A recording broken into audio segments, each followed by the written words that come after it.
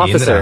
నేను నిరంతరం కష్టపడి ఒక్క లీవ్ కూడా పెట్టకుండా ఆఫీస్కి పోయి ఆఫీసర్ని వటాయించి ఓటీలు గీటీలు అని చేసి నెలకి 30,000 సంపాదిస్తుంటే ఆ ఖర్చులు ఈ ఖర్చులు పోగా అరే నాకు నెలకి అప్పుడే మిగులుతున్నాయిరా.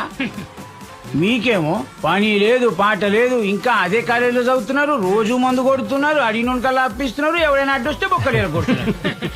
అరే మీరు అప్పుడు ఎట్లున్నారు ఇప్పుడు ఎట్లనే ఉన్నారా? నాకు అదే సంతేతలేదురా. నీ జీతం ఎంతరా? 30,000. వచ్చే 30,000లో పిఎఫ్ ఈఎస్ఐ కట్టవగా మిగిలిన పైసలతో ఇంటి rent, current bill, water bill, ఉప్పులు పప్పులు ఇవన్నిటికీ ట్యాక్స్ కడుతూ మీలాంటి ఎంప్లాయీస్ అందరూ మాలాంటి వాళ్ళని పోషిస్తున్నారా.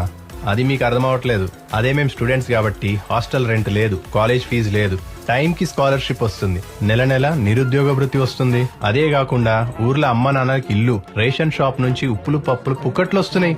ఇంకేమైనా కొనాలంటే ముసలోళ్ళ పెన్షన్, అదే వృద్ధాప్య పెన్షన్, మధ్య మధ్యలో ఆ బీమా ఈ బీమా ఆ పథకం